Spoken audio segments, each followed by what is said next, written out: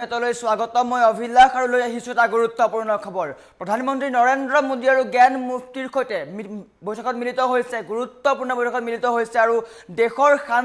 শান্তি সম্প্ৰীতি বৰ্তাই ৰখাৰ কাৰণে বৈঠকত মিলিত হৈছে দেশৰ জ্ঞান মুফতিৰ সৈতে প্ৰধানমন্ত্ৰী মিলিত হৈছে বৈঠকত আৰু গুৰুত্বপূৰ্ণ বৈঠক আলোচনা কৰা হৈছে মুখ্যমন্ত্ৰীয়ে সামাজিক মাধ্যম যোগে এই কথা ঘোষণা কৰাৰ পিছতে সমগ্ৰ দেশতে চৰ্চা আৰম্ভ হৈছে দেশৰ শান্তি সম্প্ৰীতি আৰু ভাতৃত্ববোধ ৰক্ষাৰ কাৰণে জ্ঞান মুফতিৰ সৈতে আলোচনাত মিলিত হৈছে দেশৰ প্ৰধানমন্ত্ৰী নৰেন্দ্ৰ মোদী আৰু এই সন্দৰ্ভত সবিশেষ লৈ অহাৰ চেষ্টা কৰিছো জনাই আছো এটা গুৰুত্বপূৰ্ণ খবৰ দিল্লীত প্ৰধানমন্ত্ৰী মোদী আৰু ভাৰতৰ গ্ৰেণ্ড মুফতি শেখ আবু বাকৰ আহমেদৰ গুৰুত্বপূৰ্ণ বৈঠক দেশৰ সামাজিক সম্প্ৰীতি ভাতৃত্ববোধক লৈ দুয়োৰে মাজত আলোচনা হৈছে দেশৰ সামাজিক সম্প্ৰীতি ভাতৃত্ববোধক লৈ বৈঠক আৰম্ভ হৈছে শৈক্ষিক বিকাশৰ জৰিয়তে সমাজ পৰিৱৰ্তনৰ লক্ষ্যৰে দুয়োগৰাকী নেতাৰ মত বিনিময় গ্ৰেণ্ড মুফতিৰ সমাজ সংস্কাৰমূলক পদক্ষেপক উচ্চ প্ৰশংসা কৰিছে প্ৰধানমন্ত্ৰী নৰেন্দ্ৰ মোদীয়ে ধৰ্মীয় বিভেদ নেওচি ঐক্যবদ্ধ ভাৰত গঢ়াৰ সংকল্প প্ৰকাশ কৰিছে ধৰ্মীয় বিভেদ নেওচি ঐক্যবদ্ধভাৱে ভাৰত আগবাঢ়িব শান্তি আৰু সহাৱস্থানৰ পথত এই বৈঠকক এক বলিষ্ঠ পদক্ষেপ দিছে প্ৰধানমন্ত্ৰীয়ে সমাজৰ শান্তি আৰু সমন্বয় গঢ়াত শেখ আবু বাকৰ আহমেদৰ ভূমিকাক অনুকৰণীয় দৃষ্টান্ত আখ্যা দিছে মোদী আৰু দেশৰ শান্তি একতাৰ স্বাৰ্থত ভৱিষ্যতে একেলগে কাম কৰাৰ দৃঢ় আশীৰ্বাদ দিছে আৰু এনেকৈয়ে বৈঠক আলোচনা হৈছে এখন গুৰুত্বপূৰ্ণ বৈঠকত মিলিত হৈছে দেশৰ শান্তি সম্প্ৰীতি একতাৰ যি বান্ধোন আছে সেই এনাজৰীডাল বান্ধি ৰখাৰ কাৰণে দুয়োগৰাকী নেতা বৈঠকত মিলিত হৈছে প্ৰধানমন্ত্ৰী নৰেন্দ্ৰ মোদীয়ে সামাজিক মাধ্যম যোগে এই কথা প্ৰকাশ কৰিছে আৰু বৰ্তমান সময়ত দেশজুৰি চৰ্চা আৰম্ভ হৈছে একতাৰ নিদৰ্শন দেখিবলৈ পোৱা গৈছে ধৰ্মীয় বিভেদ আঁতৰাই ভাৰত আগবাঢ়িব একেলগে এই বাৰ্তা দিয়া হৈছে শান্তি আৰু একতাৰ বাৰ্তা দিয়া হৈছে দিল্লীত প্ৰধানমন্ত্ৰী নৰেন্দ্ৰ মোদী আৰু গ্ৰেণ্ড মুফতি শেখ আবু বাকৰ আহমেদৰ ঐতিহাসিক বৈঠক হৈছে দেশৰ সামাজিক সম্প্ৰীতি আৰু ভাতৃত্ববোধক অধিক শক্তিশালী কৰাৰ লক্ষ্যৰে আজি নতুন দিল্লীত গুৰুত্বপূৰ্ণ বৈঠকত মিলিত হয় প্ৰধানমন্ত্ৰী নৰেন্দ্ৰ মোদী আৰু ভাৰতৰ গ্ৰেণ্ড মুফতি শেখ আবু বাকৰ আহমেদ এই বৈঠকত দুয়োগৰাকী নেতাই দেশৰ বৰ্তমানৰ সামাজিক পৰিস্থিতি আৰু ঐক্যবদ্ধ ভাৰত গঢ়াৰ সন্দৰ্ভত গভীৰ আলোচনাত মিলিত হয় সমান্তৰালকৈ ধৰ্মীয় বিভেদ নেওচি দেশত শান্তি আৰু সমন্বয় বৰ্তাই ৰখাৰ কাৰণে দুয়োগৰাকী নেতাই সংকল্প প্ৰকাশ কৰে শিক্ষা আৰু সামাজিক পৰিৱৰ্তনৰ দিশতো দুয়োগৰাকী নেতাই আলোচনাত মিলিত হয় কেৱল শৈক্ষিক বিকাশৰ জৰিয়তেহে সমাজত প্ৰকৃত পৰিৱৰ্তন সম্ভৱ বুলি দুয়োগৰাকী নেতাই একমত পোষণ কৰে সমাজ সংস্কাৰৰ ক্ষেত্ৰত শেখ আবু বাকৰ আহমেদে গ্ৰহণ কৰা পদক্ষেপসমূহক প্ৰধানমন্ত্ৰী মোদীয়ে উচ্চ প্ৰশংসা কৰিছে আৰু এই ক্ষেত্ৰত এইবাৰ এই ভূমিকাক দেশৰ বাবে এক অনুকৰণীয় দৃষ্টান্ত বুলি অভিহিত কৰিছে শান্তি আৰু সহাৱস্থানৰ পথত এই বৈঠক এক বলিষ্ঠ পদক্ষেপ প্ৰধানমন্ত্ৰীয়ে কৈছে দেশৰ একতাৰ স্বাৰ্থত আমি সকলোৱে মিলি কাম কৰি যাম প্ৰধানমন্ত্ৰীগৰাকীয়ে আশাবাদ ব্যক্ত কৰে যে দেশৰ শান্তি আৰু একতা অটুট ৰখাৰ স্বাৰ্থত ভৱিষ্যতেও এনেধৰণৰ গঠনমূলক সহযোগিতা অব্যাহত থাকিব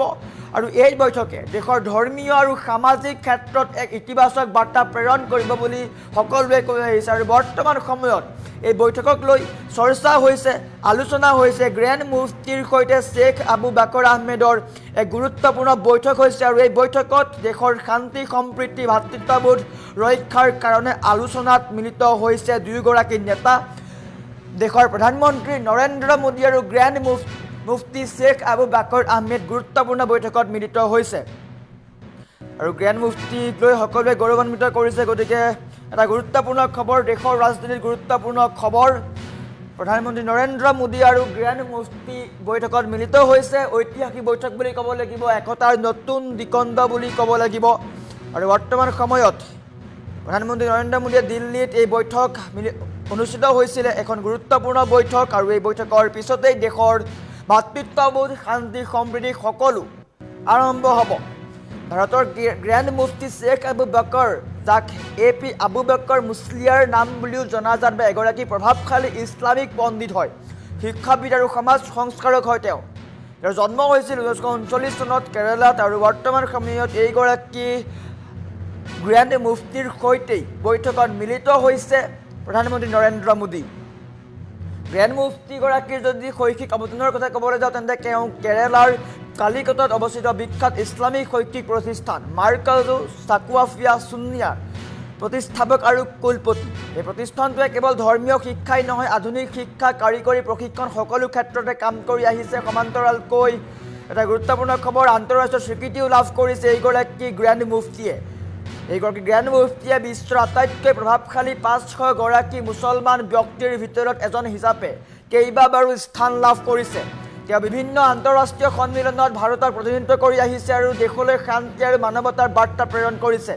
আৰু ইয়াৰ পিছতে প্ৰধানমন্ত্ৰী নৰেন্দ্ৰ মোদী আৰু এই গ্ৰেণ্ড মুফতিগৰাকীৰ সৈতে বৈঠকত মিলিত হৈছে। দেশৰ সামাজিক সম্প্ৰীতি, শিক্ষা আৰু সমাজ পৰিৱৰ্তন সকলো ক্ষেত্ৰতে আলোচনা কৰা হৈছে। বিশেষ বৈঠকত মিলিত হৈছে আৰু এই বৈঠকক ঐতিহাসিক বৈঠক বুলি অভিহিত কৰা হৈছে, কিয়নো এখন গুৰুত্বপূৰ্ণ বৈঠক, যি বৈঠকত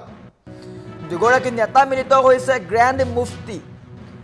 মিলিত হৈছে আৰু দেশৰ শান্তি সম্প্ৰীতি ভাতৃত্ববোধক লৈ সকলোৱে এই বৈঠকত আলোচনা কৰা হৈছে। আৰু বৰ্তমান সময়ত এটা গুৰুত্বপূৰ্ণ খবৰ, ডাঙৰ খবৰ এটা, প্ৰধানমন্ত্ৰী আৰু গ্ৰেণ্ড মুফতিৰ ঐতিহাসিক বৈঠক একতাৰ নতুন দিগন্ত বুলি ক'ব লাগিব, দিল্লীত অনুষ্ঠিত হৈছিল এই বৈঠকখন। আৰু বৰ্তমান সময়ত এই বৈঠকত সকলোৱে আহ্বান জনাইছে যে দেশৰ শান্তি সম্প্ৰীতি বৰ্তাই ৰাখিব। আৰু এই বৈঠকৰ পৰা এটা বাৰ্তা স্পষ্ট হৈ পৰিছে যে দেশত বা ভাৰতবৰ্ষ আগন্তুক দিনত ধৰ্মীয় বিভেদ আঁতৰাই আগবাঢ়িব। আৰু বৰ্তমান এনেকৈ প্ৰধানমন্ত্ৰী নৰেন্দ্ৰ মোদীয়ে টুইট কৰিছে, টুইটটো দেখুৱাইছোঁ আৰু এই টুইট যোগে এটা কথা স্পষ্ট কৰিছে যে ভাৰতে শান্তি সম্প্ৰীতি বিচাৰে, শান্তি আৰু একতাৰ বাৰ্তা দিছে। দিল্লীত দুয়োগৰাকী নেতাৰ সৈতে এই বিশেষ বৈঠক অনুষ্ঠিত হৈছে আৰু দেশৰ সামাজিক সম্প্ৰীতি আৰু ভাতৃত্ববোধক শক্তিশালী কৰাৰ লক্ষ্যৰে আজি নতুন দিল্লীত এই গুৰুত্বপূৰ্ণ বৈঠক হৈছে, য'ত দুয়োগৰাকী নেতাই দেশৰ শান্তি সম্প্ৰীতিক লৈ আলোচনা কৰিছে। বৈঠকৰ মূল বিষয়সমূহ আছিলে সামাজিক সম্প্ৰীতি, ধৰ্মীয় বিভেদ নেওচি দেশত শান্তি শৃংখলা বা সমন্বয় বৰ্তাই ৰখাৰ কাৰণে দুয়োগৰাকী নেতাই সংকল্প লৈছে। কেৱল শৈক্ষিক বিকাশৰ জৰিয়তেহে সমাজত প্ৰকৃত পৰিৱৰ্তন হ'ব বুলি দুয়োগৰাকী নেতাই বিশ্বাস কৰিছে। বৰ্তমান সময়ত দুয়োগৰাকী নেতাই আলোচনাত মিলিত হৈছে। এটা ইতিবাচক খবৰ, ভাল খবৰ, সকলোৱে বাতৰিটো প্ৰচাৰ কৰি দিয়ক, শ্বেয়াৰ কৰি দিয়ক, কিয়নো দুগৰাকী নেতা দেশৰ প্ৰধানমন্ত্ৰী নৰেন্দ্ৰ মোদী আৰু গ্ৰেণ্ড মুফতি, ভাৰতৰ গ্ৰেণ্ড মুফতি বৈঠকত মিলিত হৈছে। আৰু বৰ্তমান সময়ত দেশত এক নতুন ধাৰাৰ সূচনা হৈছে, যি নতুন ধাৰাই দেশবাসীক এক বিশেষ ক্ষণত উপলব্ধি কৰাইছে, যিক্ষণে দেশবাসীক বা দেশক বিভেদৰ মাজেৰে ভাৰতবৰ্ষ আগুৱাই নিয়াৰ এক আপ্ৰাণ চেষ্টা কৰা হৈছে।